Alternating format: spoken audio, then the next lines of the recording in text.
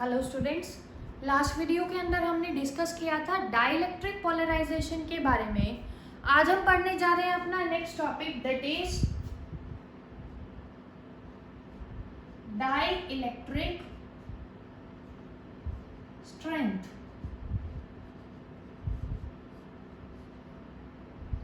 Dielectric strength का मतलब देखेंगे सभी, जैसा कि डाइलेक्ट्रिक के बारे में हम ऑलरेडी डिस्कस कर चुके हैं।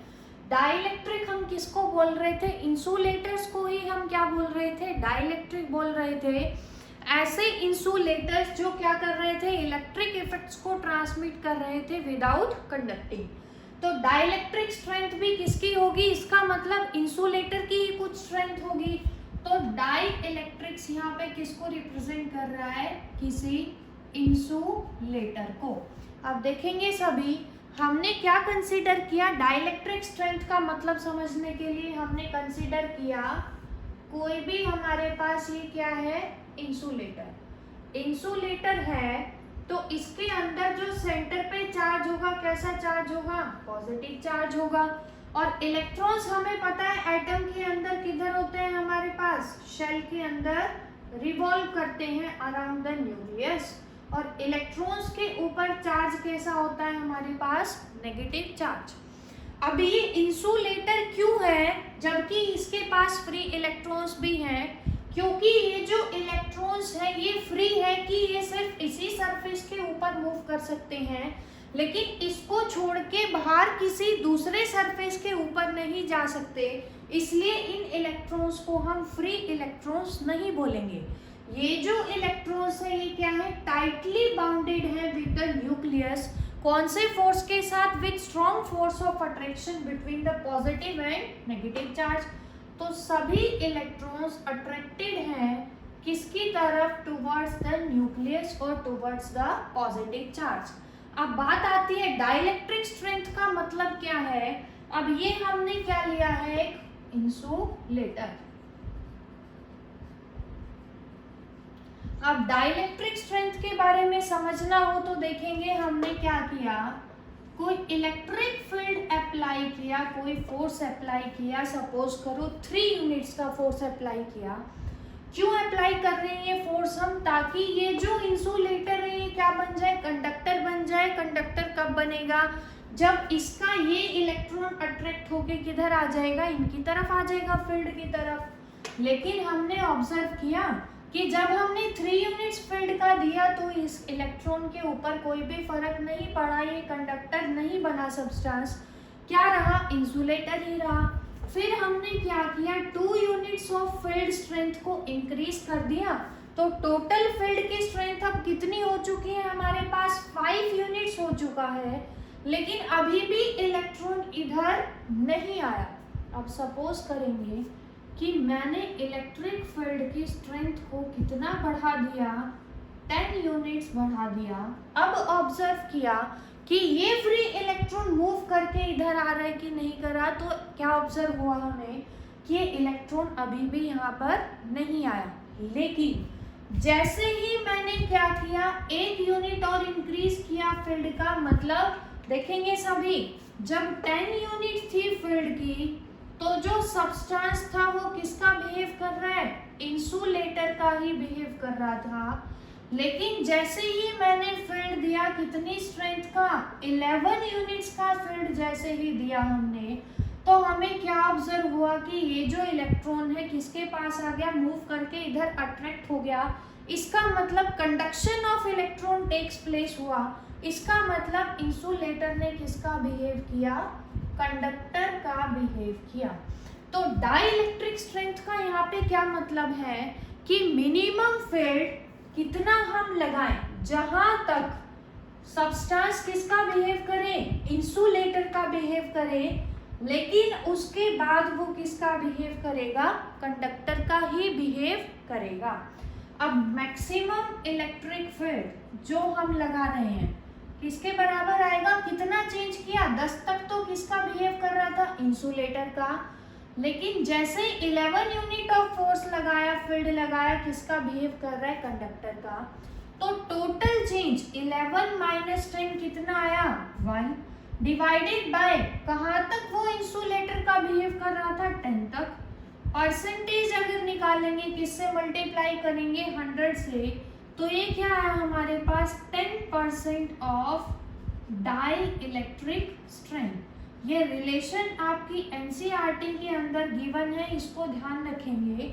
मैक्सिमम इलेक्ट्रिक फील्ड जो हम अप्लाई कर रहे हैं क्या इंसुलेटर को कंडक्टर बनाने के लिए, वो कितना होगा, 10% होगा।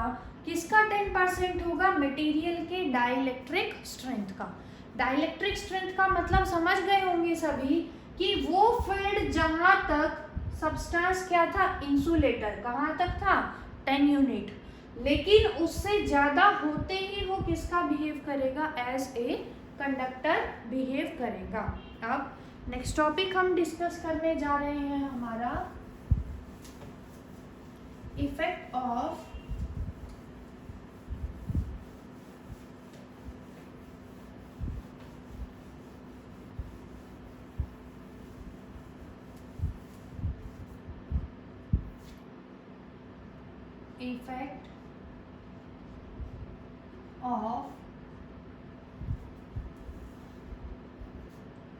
ऑन कर लेते हैं, effect on the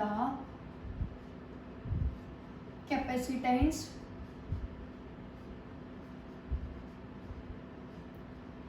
of A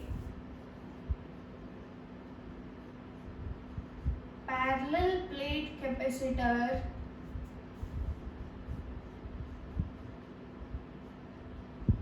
when a conducting slab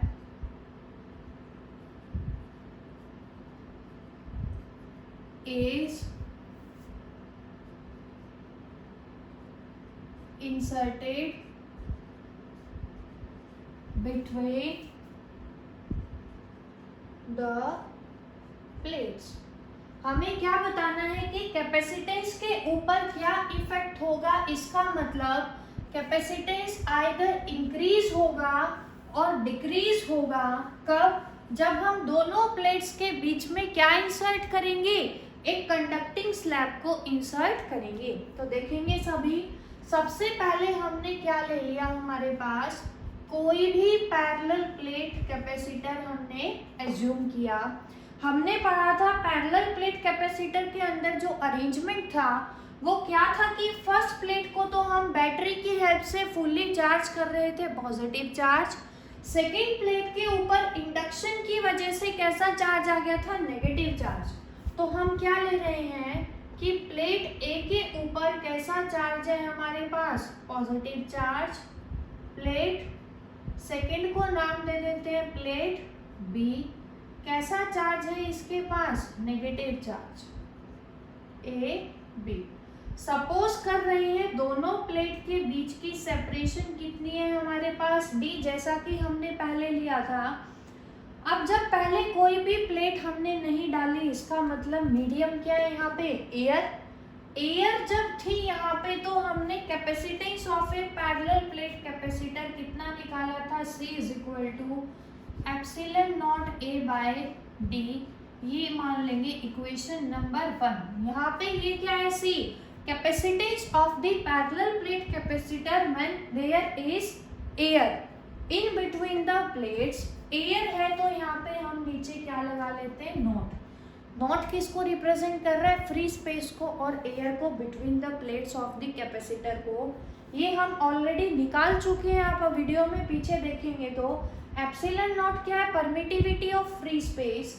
A is area of the plate of parallel plate capacitor and D is separation between the plates. लेकिन हमें क्या गिवन है कि हमने क्या इंसर्ट किया, किसी कंडक्टिंग स्लैब को इंसर्ट कर दिया बीच में। तो हम क्या एज्यूम कर रहे हैं कि ये क्या ले लिया हमने, कोई भी कंडक्टिंग स्लैब एज्यूम की। कंडक्टिंग स्लैब की थिकनेस को हम ले लेते हैं कितना, T मान लेते हैं। अब पहले जब कोई भी स्लैब नहीं थी तो टोटल इलेक्ट्रिक फील्ड कितना था हमारे पास प्लेट्स के बीच में, E0।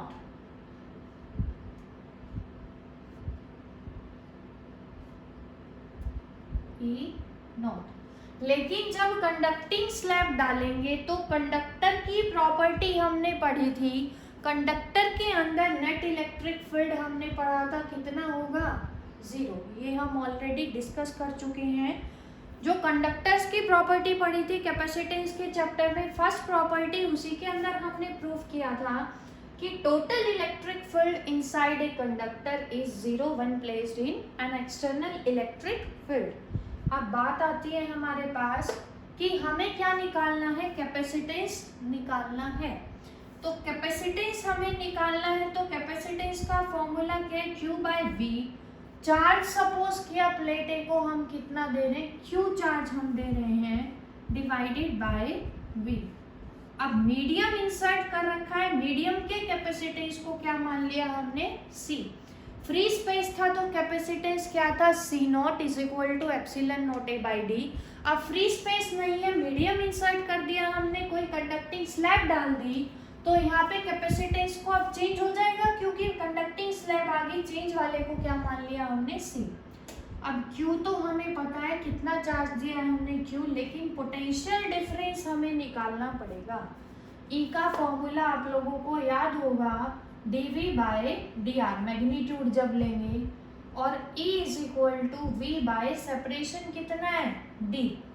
अब हमें यहाँ से क्या निकालना है, V की वैल्यू निकालनी है, तो V यहाँ से देखेंगे कितना आएगा, V इज इक्वल टू, अब अंदर तो E कितना है, 0, बाहर फिर कितना है फील्ड, E नॉट फील्ड अब कितने रीजन में है, पहले जब ये प्लेट नहीं थी तो कितने में था, D में, लेकिन जब प्लेट डाल दी थिकनेस T की तो ये वाला एरिया सब्ट्रैक्ट हो जाएगा, तो E नॉट फील्ड कितने रीजन में, D में से अगर इसकी स्लैब की थिकनेस घटा देंगे तो कौन सा रीजन आएगा, ये वाला और ये वाला, जिसके अंदर फील्ड कितना है, E नॉट। तो V का फॉर्मूला यहाँ से क्या आएगा, E कितना है between the plates, E not into E not field कितने रीजन में है, D माइनस E रीजन के अंदर। समझ आ गया होगा आपको। देखेंगे E नॉट तो जब कोई भी प्लेट नहीं थी तो टोटल सेपरेशन कितना था, D। अब हम कह रहे हैं कि प्लेट हमने डाल दी, कोई कंडक्टिंग प्लेट जिसके अंदर नेट इलेक्ट्रिक फील्ड कितना है हमारे पास, 0। तो ये तो 0 हो गया, E नॉट फील्ड अब कितने में बच गया, D माइनस T में, बाहर वाले ब्लू वाले रीजन में। इलेक्ट्रिक फील्ड दो प्लेट्स के बीच में हमने गॉस लॉ की एप्लीकेशन के अंदर पढ़ा था, E is equal to sigma by epsilon naught. याद होगा आप सभी को कि अगर एक प्लेट हमारे पास कैसी थी, पॉजिटिव, दूसरी कैसी थी, नेगेटिव, तो बिटवीन द प्लेट्स E कितना आया था, sigma by epsilon naught. Sigma क्या है, surface charge density, that is charge per unit area, तो E कितना आ जाएगा यहाँ से, Q by A into epsilon naught. तो क्या आएगा, V is equal to E naught is equal to Q divided by A into epsilon naught into D minus T। ये आ गई हमारे पास इक्वेशन नंबर 3। लेकिन हमें V नहीं निकालना, हमें क्या निकालना है, कैपेसिटेंस, दैट इज C। इसको पुट करेंगे सेकेंड इक्वेशन में, तो C क्या आ जाएगा, Q बाय V कितना है, Q into D minus T divided by epsilon naught into A। ये ऊपर चला गया, Q से Q क्या हो जाएगा, cancel out, C is equal to क्या आ गया, एप्सिलॉन नॉट A। अब ध्यान से देखेंगे, नीचे वाले में से मैं निकाल रही हूँ कॉमन किसको, D को। जब मैं D को कॉमन लूंगी अंदर क्या बचेगा, यहाँ पे 1 माइनस T बाय D। ये हमने क्यों किया, क्योंकि फ्री स्पेस का कैपेसिटेंस हमें पता है, जब प्लेट्स के बीच में कोई मीडियम नहीं था तो कितना था, epsilon naught A by D, C not के बराबर। तो C के आगे ये क्या बन जाएगा हमारे पास, C naught upon 1 minus T by D के बराबर। अब ध्यान से देखेंगे, हमें बताना है कैपेसिटेंस के ऊपर इफेक्ट कि जो नेट कैपेसिटेंस है C वो डिक्रीज होगा कि increase with respect to initial क्या था, C नॉट। अब ये जो वैल्यू है 1 माइनस T बाई D, इसमें देखेंगे T बड़ा है कि D बड़ा है, हमारे पास D बड़ा है। डिनोमिनेटर अगर बड़ा होगा न्यूमरेटर से तो ये जो फ्रैक्शन है इसकी वैल्यू क्या आएगी, 1 से छोटी। एक में से जब हम सब्ट्रैक्ट करेंगे लेस देन 1 तो आंसर क्या आएगा, लेस देन 1। लेस देन 1 से किसी भी चीज को डिवाइड करेंगे आंसर क्या आएगा, ग्रेटर देन 1। इसका मतलब C is greater than C0। इसका मतलब क्या है कि कैपेसिटेंस इंक्रीज होगा, बाद वाला कैपेसिटेंस ज्यादा होगा किससे, इनिशियल से। कब, अगर हम इंसर्ट करेंगे किसी कंडक्टिंग स्लैब को between the plates of the capacitor.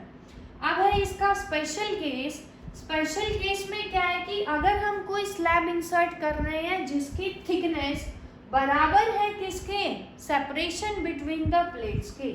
अगर टी डी के बराबर होगा तो देखेंगे सभी सी क्या आएगा, C0 upon 1 minus T D के बराबर है डी बाई डी कितना 1, 1 माइनस 1 कितना 0।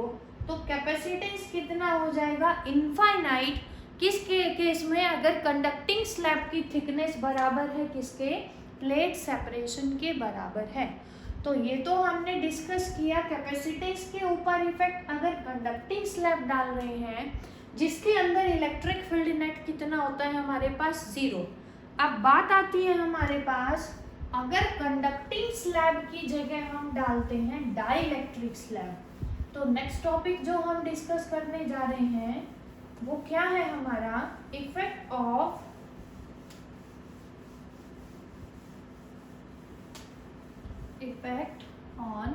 Capacitance of a parallel plate capacitor when A dielectric slab.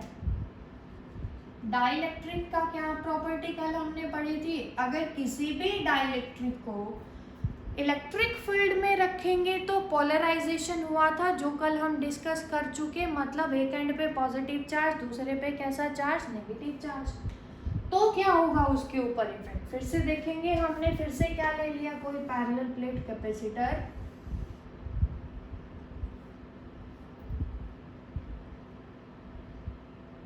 ये हम बार बार डिस्कस नहीं करेंगे कि एक पे पॉजिटिव चार्ज है दूसरे पे नेगेटिव चार्ज है, कैसे है। एक को हमने चार्ज किया है, दूसरे पे इंडक्शन की वजह से। प्लेट सेपरेशन हमारे पास कितनी रहेगी, D। अब जब कोई भी मीडियम नहीं है हमारे पास तो कैपेसिटेंस कितना आएगा फ्री स्पेस का, epsilon naught A by D। अगर प्लेट्स के बीच में फ्री स्पेस है तो capacitance of parallel plate capacitor ये सेम रहेगा कितना, epsilon naught A by D। अब देखेंगे हमें निकालना है कैपेसिटेंस, कब जगह क्या करेंगे, इसके अंदर एक डाइइलेक्ट्रिक स्लैब इंसर्ट करेंगे। तो हमने क्या किया, एक डाइइलेक्ट्रिक स्लैब को इंसर्ट करवा दिया इसके अंदर, जिसकी थिकनेस फिर से ले लेते हैं कितनी, T। अब डाइइलेक्ट्रिक की प्रॉपर्टी हमने पढ़ी थी कल कि उसके अंदर पोलराइजेशन होगा तो अपोजिट चार्ज नेबरिंग सरफेस पे इंड्यूस हो जाएंगे। दोनों एंड्स के लिए ऐसा ही होगा। नेगेटिव के पास पोलराइजेशन की वजह से पॉजिटिव चार्ज आएगा और पॉजिटिव के पास क्या आएगा, नेगेटिव चार्ज। अब E0 हमारे पास फील्ड थी जो हमने क्या करी थी, अप्लाइड इलेक्ट्रिक फील्ड, जब कोई भी मीडियम नहीं था हमारे पास। अब पोलराइजेशन की वजह से हमें पता है, देखेंगे डाइइलेक्ट्रिक के अंदर भी कुछ इलेक्ट्रिक फील्ड होगी, तो उसको हमने कितना बोला था, रिड्यूस्ड वैल्यू ऑफ E। क्योंकि डाइइलेक्ट्रिक्स के अंदर ये जो चार्ज इंड्यूस होंगे, इतने जो चार्ज यहाँ थे उसके बराबर तो होंगे नहीं, कुछ कम होंगे उससे। तो इलेक्ट्रिक फील्ड जो अंदर होगा वो इसके अपोजिट और इक्वल नहीं होगा, इससे कुछ क्या होगा, कम। कितना कम हमने पढ़ा था, E0 माइनस EP। ये क्या था, पोलराइजेशन की वजह से इलेक्ट्रिक फील्ड E0 अप्लाई किया, इन दोनों का जो डिफरेंस होगा वो क्या आएगा, रिड्यूस्ड वैल्यू ऑफ E के बराबर। हमने E मान लिया उसको। तो अब देखेंगे V का फॉर्मूला क्या था, हमने लास्ट टॉपिक के अंदर भी डिस्कस किया है, E बाय D। क्योंकि हमें कैपेसिटेंस निकालना है, C क्या होता है, Q बाय V। ये आगे फिर से इक्वेशन नंबर 2 हमारे पास, V हमें निकालना है। V कैसे निकालेंगे, अब देखेंगे ध्यान से। E0 तो फील्ड है इससे बाहर वाले एरिया में, बाहर वाला एरिया कितना होगा, D में से ये घटा दोगे T, ये बाहर वाला बच गया। तो ई नॉट तो फील्ड है कितने रीजन में, डी माइनस टी में, इतना तो वहां पे भी था कंडक्टिंग में, लेकिन कंडक्टिंग में स्लैब के अंदर फील्ड कितना था, 0, क्योंकि स्लैब कंडक्टिंग थी, और यहाँ पे 0 नहीं है, कितना है, ई कितने रीजन में है, टी रीजन में है, इसलिए क्या आ गया, इनटू टी। अब देखेंगे सभी डाइलेक्ट्रिक कांस्टेंट, डाइलेक्ट्रिक स्लैब डलवाई है हमने, डाइलेक्ट्रिक कांस्टेंट का फॉर्मूला पढ़ा था किसके बराबर, ई नॉट बाय ई के बराबर पढ़ा था। तो यहाँ से अगर मैं ई की वैल्यू निकालना चाहूँ तो ई की वैल्यू कितनी आएगी, ई नॉट बाय के बराबर, इसको यहाँ पुट करेंगे, v is equal to E naught into D minus T plus E naught by K into T. अब देखेंगे सभी क्या कॉमन आ रहा है, दोनों में से ई नॉट कॉमन आ रहा है, E naught D minus T plus T by K, ये आ गया हमारे पास। उसके बाद देखेंगे क्या करेंगे हम, यहाँ से ई की वैल्यू हमने पढ़ी थी प्लेट्स के बीच में क्या थी, sigma by epsilon naught, sigma क्या था, क्यू बाय ए, ये बहुत बार डिस्कस कर चुके हैं हम। अब आपको याद होना चाहिए कि एक प्लेट पॉजिटिव है दूसरी नेगेटिव है, तो between the plates electric field will be sigma by epsilon naught, कितना आ जाएगा, v is equal to Q by A into epsilon naught D minus, अब t यहाँ पे भी और यहाँ पे भी अगर मैं दोनों से कॉमन निकालूं तो देखेंगे अंदर क्या बचेगा, 1 माइनस 1 बाय के, ये आ गया हमारे पास। ये v की वैल्यू कहाँ पुट करेंगे, इक्वेशन नंबर 2 में, तो v कितना आएगा हमारे पास, q by Q into D minus T into 1 minus 1 by K upon epsilon naught A. अब Q से Q फिर से क्या हो जाएगा, कैंसिल आउट, नीचे से क्या ले लेंगे हम, ये देखेंगे V नहीं है, क्या है हमारा, C है, Q बाय V की वैल्यू रखी है हमने, क्या आएगा, C is equal to epsilon naught A divided by, नीचे से D कॉमन लेंगे तो इधर क्या बचेगा, 1 minus T upon D into 1 minus 1 by K. Epsilon naught A by D किसकी वैल्यू थी, सी नॉट की, क्या आ गया, C is equal to C naught upon 1 minus T by D 1 minus 1 by K. ये आ गया capacitance of parallel plate capacitor. कब, जब हमने क्या इंसर्ट करवाया, किसी डाइलेक्ट्रिक स्लैब को इंसर्ट करवाया और थिकनेस टी। अब देखेंगे सभी 1 में से कुछ सब्ट्रैक्ट हो रहा है, टी क्या है यहाँ पे, लेस देन डी, तो ये वैल्यू क्या होगी, लेस देन 1। 1 में से आप लोग कुछ सब्ट्रैक्ट करोगे लेस देन 1 तो आंसर क्या आएगा, greater than 1, that is C. इस केस में भी कैपेसिटेंस क्या होगा, इंक्रीज होगा। तो हमें यहाँ से क्या सीखने को मिला कि चाहे तो हम कंडक्टिंग स्लैब डालें, चाहे क्या डालें, डाइलेक्ट्रिक स्लैब, दोनों केसेस के अंदर कैपेसिटेंस क्या होगा हमारे पास, इंक्रीज होगा। अब देखेंगे सभी कितना आएगा, special case if T is equal to D, अगर स्लैब की थिकनेस किसके बराबर होगी, D के बराबर, तो C कितना आएगा, C naught upon 1 minus T, D के बराबर तो D अपॉन T कितना आ गया, D अपॉन D 1 कितना आ गया, 1 minus 1 minus minus plus 1 upon के, C इज इक्वल टू के सी नॉट, कि जो कैपेसिटेंस होगा वो k टाइम्स हो जाएगा ओरिजिनल कैपेसिटेंस का, किस केस में, अगर स्लैब की थिकनेस किसके बराबर है, प्लेट सेपरेशन के बराबर है।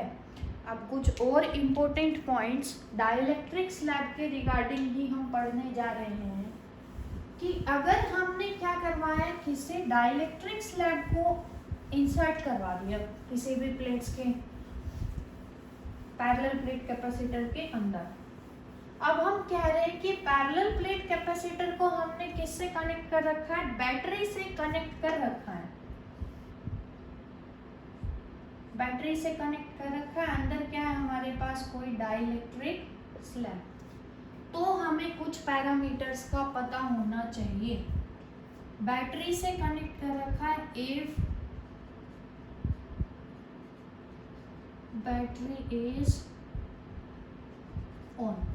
हमने कंडेंस पैरेलल प्लेट कैपेसिटर को एक चीज और बोलते हैं, याद रखेंगे बच्चों, कंडेंसर भी हम बोलते हैं। पैरेलल प्लेट कैपेसिटर को कंडेंसर भी बोल सकते हैं, ठीक है। अब हम कह रहे हैं कि सारा अरेंजमेंट वही है, डाइलेक्ट्रिक स्लैब है, लेकिन हमने इसको क्या कर रखा है, किसी बैटरी से कनेक्ट कर रखा है, और बैटरी क्या है हमारे पास, ऑन है। अब ध्यान से देखेंगे सभी, बैटरी अगर ऑन है हमारे पास, इसका मतलब बैटरी की वजह से कंडेंसर चार्ज होगा किसी मैक्सिमम पोटेंशियल तक, तो जो पोटेंशियल होगा हमारे पास V, वो किसी वैल्यू तक, कांस्टेंट वैल्यू तक चार्ज होगा। कितना मान लिया हमने, V नॉट की वैल्यू क्या होगी, कांस्टेंट। तो पहली बात तो जो आप याद रखेंगे कि अगर डाइलेक्ट्रिक स्लैब डाली हुई है, बैटरी से कनेक्ट है, बैटरी ऑन है, तो पोटेंशियल कैसा होगा, कांस्टेंट होगा। दूसरा, हमें पता है कि डाइलेक्ट्रिक की वजह से, डाइलेक्ट्रिक मीडियम की वजह से डाइलेक्ट्रिक कांस्टेंट का फॉर्मूला क्या था, Cm/C0। C0 क्या था जब फ्री स्पेस था। मीडियम को हम खाली C भी लिख सकते हैं, ठीक है। तो यहाँ से जो कैपेसिटेंस है डाइलेक्ट्रिक स्लैब डालने के बाद कितना आएगा, Kc0। K टाइम्स आएगा, इसका मतलब कैपेसिटेंस क्या होगा, इंक्रीज होगा। कब, जब एक डाइलेक्ट्रिक स्लैब डालेंगे, बैटरी से कनेक्ट है, बैटरी क्या है हमारे पास, ऑन। तीसरा पैरामीटर क्या है कि चार्ज का फॉर्मूला क्या होता है, C/V। ध्यान से देखेंगे, कैपेसिटेंस कितना है अब, Kc0, पोटेंशियल कितना है, V0। तो ये क्या आ गया, K टाइम्स आ गया ये भी, तो इसका मतलब चार्ज भी क्या होगा, इंक्रीज होगा। इंक्रीज कौन हो रहा है, चार्ज। कब, अगर बैटरी ऑन होगी हमारे पास। फोर्थ केस, एनर्जी पे क्या फर्क पड़ेगा, एनर्जी का फॉर्मूला क्या था, हाफ CV², हाफ बाद वाला C किसके बराबर है, Kc0 के बराबर, इंटू V कितना है, V0²। K टाइम्स आ गई तो एनर्जी भी क्या होगी हमारे पास, इंक्रीज होगी। आगे सभी को, फिफ्थ पैरामीटर है इलेक्ट्रिक फील्ड। इलेक्ट्रिक फील्ड किसके बराबर था, E0/E = K। E यहाँ से निकालोगे किसके बराबर आएगा, E0/K। 1/K टाइम्स आएगी अब इलेक्ट्रिक फील्ड की वैल्यू, तो इसका मतलब इलेक्ट्रिक फील्ड विल डिक्रीज। तो आप लोग याद रखेंगे, अगर किसी भी पैरेलल प्लेट कैपेसिटर के जो जिसको बैटरी से कनेक्ट कर रखा है with a dielectric slab between the two plates and battery is on, then potential तो क्या रहेगा, constant, capacitance will increase, charge increase, energy increase, but electric field decreases. ये पैरामीटर्स आप लोग याद रखेंगे। अब इसी का रिवर्स केस भी है कि अगर हम बैटरी को ऑफ रखें,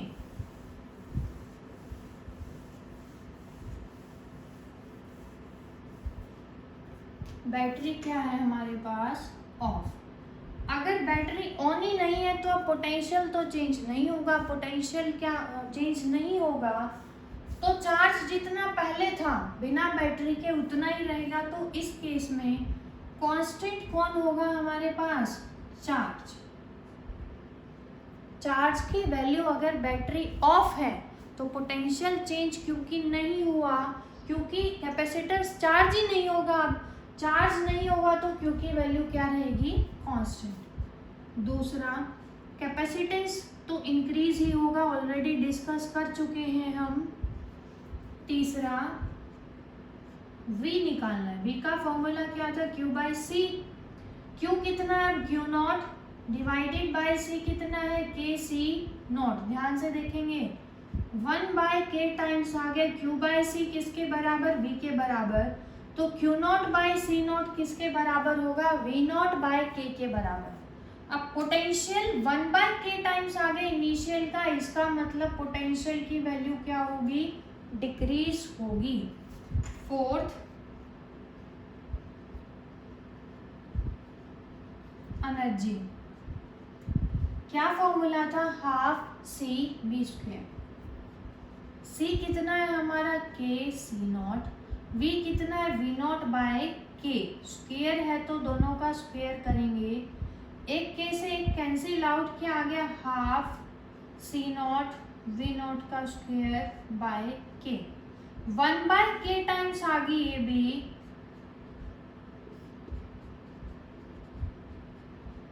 तो इसका मतलब एनर्जी भी क्या होगी, डिक्रीज होगी।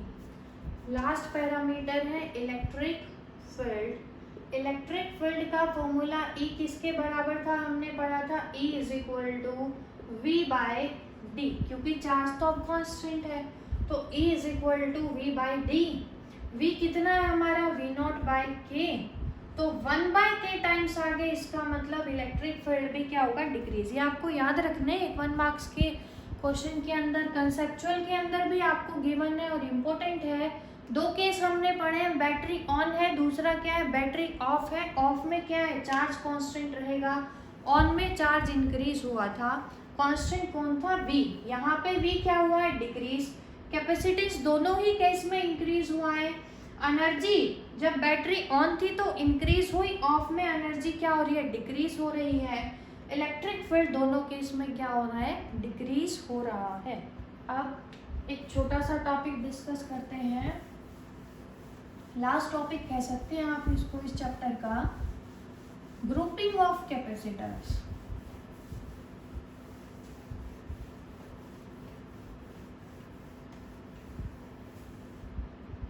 ग्रुपिंग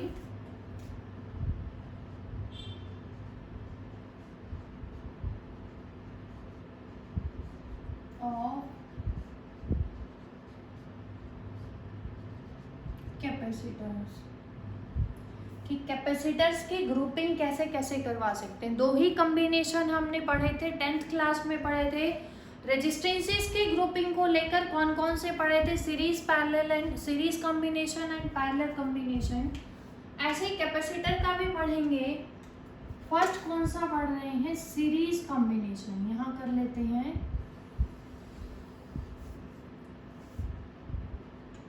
सीरीज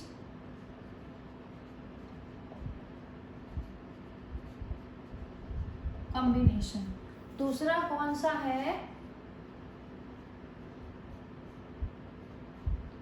पैरेलल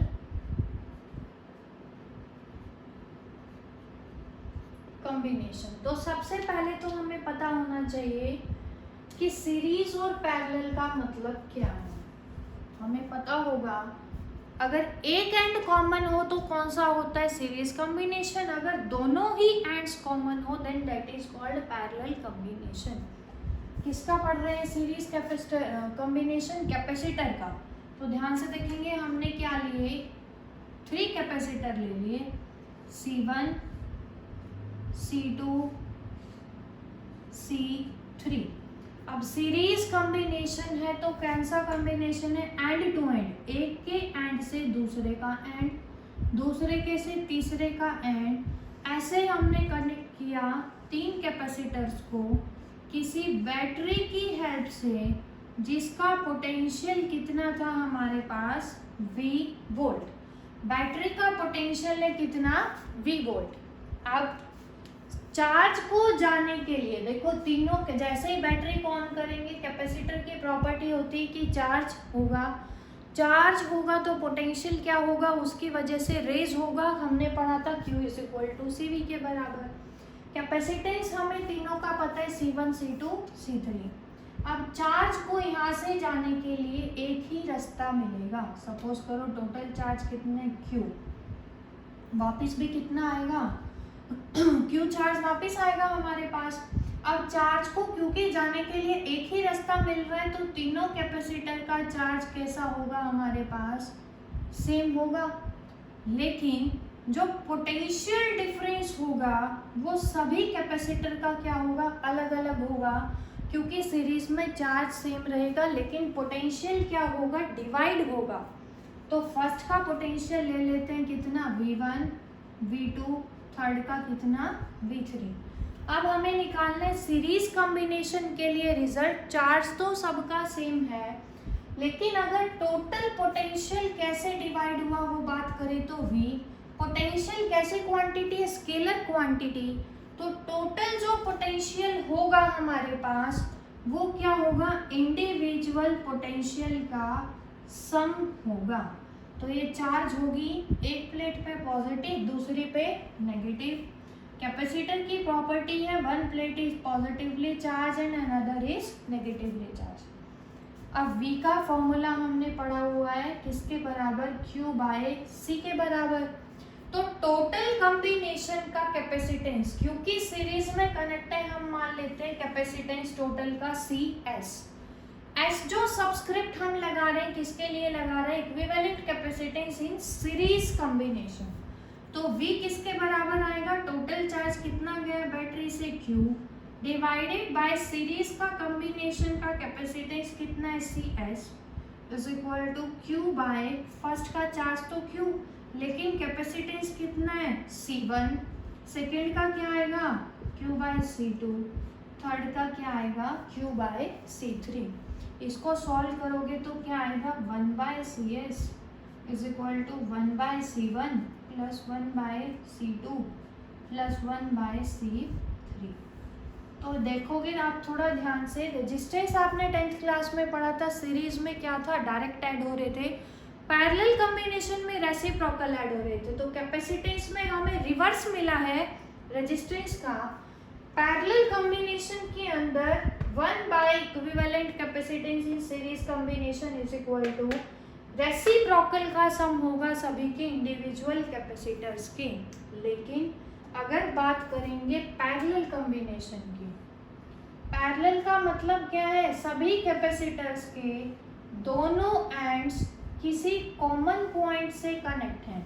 सीरीज में तो क्या था, एक एंड कॉमन था सभी कैपेसिटर्स का, लेकिन पैरेलल के अंदर दोनों एंड्स क्या होंगे कॉमन, किसी बैटरी से कनेक्ट कर दिया जिसका पोटेंशियल कितना है V। अब हमने 3 कैपेसिटर लिए हैं, फिर से फर्स्ट ले लेते हैं C1 C2 C3। अब पैरेलल कॉम्बिनेशन में हमें पता है सीरीज में तो पोटेंशियल डिवाइड होता है, पैरेलल कॉम्बिनेशन के अंदर पोटेंशियल क्या रहेगा सेम। सीरीज में आप लोग याद रखेंगे, सीरीज कॉम्बिनेशन के अंदर Q चार्ज सेम रहेगा, पोटेंशियल क्या होगा हमारे पास डिवाइड होगा, लेकिन पैरेलल में पोटेंशियल सेम होगा, चार्ज क्या होगा डिवाइड होगा। अब चार्ज जैसे यहाँ पे पहुंचेगा, देखो उसमें से कुछ पार्ट ऊपर जाएगा, फिर यहाँ जाएगा, फिर यहाँ जाएगा, इसीलिए चार्ज को डिवाइड होना पड़ेगा। सपोज करो फर्स्ट का चार्ज कितना है Q1, सेकेंड में जा रहा है Q2, थर्ड में जा रहा है Q3।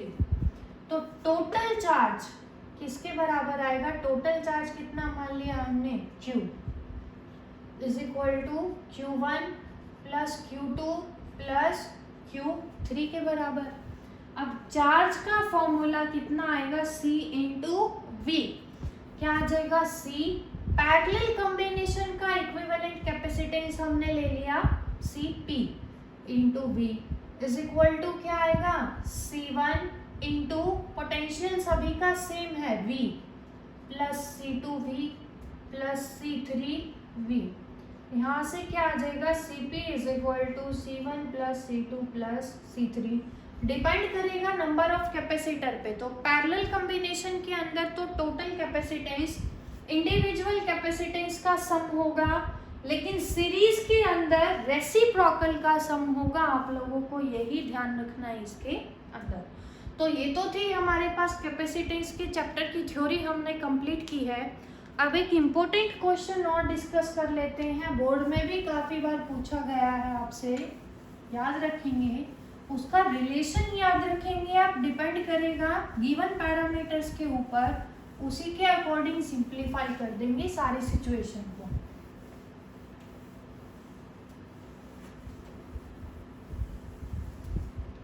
क्वेश्चन क्या है जो हमसे बहुत बार पूछा जाता है कि सपोज करेंगे हमारे पास क्या है n नंबर ऑफ ड्रॉप्स हैं, ठीक है, n छोटी छोटी ड्रॉप्स हमें दे रखी हैं जिनका चार्ज क्या है हर ड्रॉप का स्मॉल q और रेडियस कितना है स्मॉल r। तो गिवन क्या है हमें कि n हमारे पास स्मॉल ड्रॉप्स हैं अलग अलग मान लेते हैं।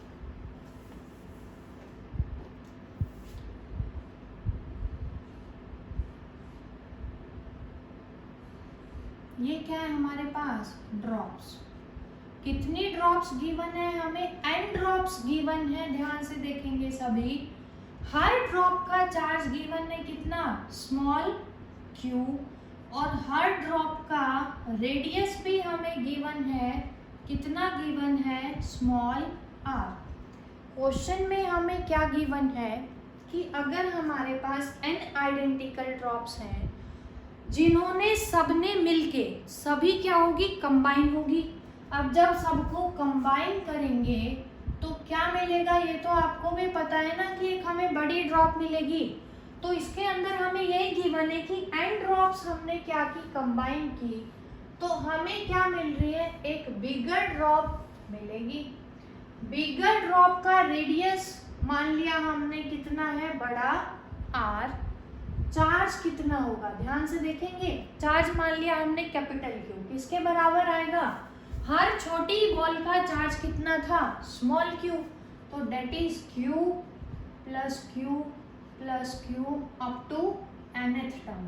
तो टोटल चार्ज कितना आ जाएगा, n times of smaller ball के चार्ज के बड़ी बॉल का चार्ज। तो हमें क्या निकालना होगा, ऐसे क्वेश्चन के अंदर हमसे पूछेगा what is the capacitance of the bigger drop, bigger drop का मान लेते हैं B, and what is the potential of the bigger drop. B जो सब्सक्रिप्ट हमने लगाया है, किसके लिए लगाया, बड़ी वाली ड्रॉप के लिए। तो क्वेश्चन में क्या पूछेंगे आपसे, कैपेसिटेंस निकालो बड़ी ड्रॉप का और पोटेंशियल निकालो बड़ी ड्रॉप का, इधर वाले का। तो कैसे निकालेंगे देखेंगे सभी। अब सभी बॉल्स क्या है, स्फेरिकल है। स्फेरिकल है तो हमें स्फेरिकल कंडक्टर का कैपेसिटेंस हमने निकाला था 4 पाई एप्सिलॉन नॉट r, ये हमने निकाला था, आप लोगों को याद होगा सभी को। अब हमें क्या करना है, कैपेसिटेंस निकालना है किसका, बड़ी वाली ड्रॉप का हमें निकालना है। दूसरा क्या निकालना है हमें, बड़ी वाली का पोटेंशियल निकालना है। देखेंगे कैसे निकालेंगे कैपेसिटेंस। बड़ी का जो कैपेसिटेंस है बिगर ड्रॉप का B, किसके बराबर आएगा, 4 पाई एप्सिलॉन नॉट बड़ी ड्रॉप का रेडियस। ये तो समझ गए होंगे ना सभी। ये तो क्या है, छोटी ड्रॉप का रेडियस, सॉरी कैपेसिटेंस, ये बड़ी ड्रॉप का कैपेसिटेंस। लेकिन R तो हमें पता है, बड़ी ड्रॉप का रेडियस हमें नहीं पता, तो कैसे निकालेंगे इसको, ध्यान से देखेंगे उसके लिए। अब बड़ी ड्रॉप का जो वॉल्यूम है वो किसके बराबर होगा, एक छोटी बॉल के वॉल्यूम को किससे मल्टीप्लाई करेंगे, n से, क्योंकि कितनी बॉल्स मिली, n छोटी बॉल्स ने मिलके एक बड़ी बॉल बनाई। तो क्या आएगा, n into volume of smaller drop, किसके बराबर आएगा, वॉल्यूम ऑफ बिगर ड्रॉप के बराबर आएगा। ये तो समझ गए ना सभी। क्या आएगा हमारे पास, n इंटू ड्रॉप कैसी है, स्फेरिकल, स्फीयर का रेडियस 4/3 पाई, कितना है छोटी का radius, small r, is equal to 4/3 pi, बड़ी का रेडियस कितना है, r3। क्या कैंसिल आउट हो रहा है, 4/3 से 4/3, पाई से पाई, r3 किसके बराबर आ गया हमारे पास, nr3। लेकिन हमें r3 नहीं चाहिए, हमें किसकी वैल्यू चाहिए, कैपिटल R की वैल्यू चाहिए। कैपिटल R यहाँ से कितना आएगा, n की पावर 1/3 इंटू r। तो यहाँ से हमें क्या पता चल गया, बड़ी ड्रॉप का रेडियस। तो कैपेसिटेंस अब हम यहाँ से निकाल सकते हैं, capacitance of bigger drop is equal to 4 pi epsilon naught n की पावर 1/3 इंटू छोटी वाली ड्रॉप का रेडियस जो हमें गिवन था। अब ये तो क्या बन गया, 4 पाई एप्सिलॉन नॉट r, क्या बन गया, c, छोटी वाली बॉल का कैपेसिटेंस। तो क्या आ गया, c इंटू n की पावर 1/3। तो आप लोग डायरेक्ट भी याद रख सकते हैं कि जब नंबर ऑफ बॉल्स, कुछ गिवन बॉल्स मिलके एक बड़ी ड्रॉप बनाएंगी, तो जो उसका कैपेसिटेंस है हमारे पास वो बराबर होगा capacitance of smaller drop multiplied by number of drops का क्या लेंगे, क्यूब रूट हम लेंगे। तो यहाँ से सी तो हमें पता चल गया। अब क्या निकालना है हमें, बड़ी ड्रॉप का पोटेंशियल भी हमें निकालना है, बड़ी ड्रॉप का पोटेंशियल। V का फॉर्मूला हमने पढ़ा था क्या, Q/C। ध्यान से देखेंगे, बड़ी ड्रॉप का चार्ज कितना है, capital Q divided bye Q/C, बड़ी का कैपेसिटेंस कितना है, CB। कैसे निकालेंगे, VB is equal to Q की वैल्यू किसके बराबर है, N into Q divided by CB हमने क्या निकाला है, C इंटू N की पावर 1/3। N की पावर 1 ऊपर जाएगी, 1/3 माइनस होगा, कितना आएगा, N की पावर 2/3। Q किसका चार्ज, छोटी ड्रॉप का, C कैपेसिटेंस कितना, छोटी ड्रॉप का, तो यहाँ से पोटेंशियल भी आ गया स्मॉल ड्रॉप का। तो पोटेंशियल का फॉर्मूला क्या आ गया, बड़ी ड्रॉप का नंबर ऑफ ड्रॉप्स की power 2/3 into potential of the smaller drop, हम निकाल लेंगे Q/C से। फॉर एग्जाम्पल क्वेश्चन के अंदर हमें 8 ड्रॉप्स गिवन है कि 8 छोटी ड्रॉप मिलके एक बड़ी ड्रॉप बना रही है, कैपेसिटीज निकालो एंड पोटेंशियल। तो n यहाँ पे कितना रखेंगे, 8। सिमिलरली यहाँ पे भी क्या रखेंगे, 8। छोटी बॉल का कैपेसिटेंस हमें गिवन होगा, पोटेंशियल गिवन होगा, उसको यहाँ पे पुट कर देंगे और सिंप्लीफाई करेंगे, हमारा क्या आ जाएगा, रिजल्ट। तो आज के लिए इतना ही देखेंगे, सभी अच्छे से वीडियो को पूरा देखेंगे। Thank you very much.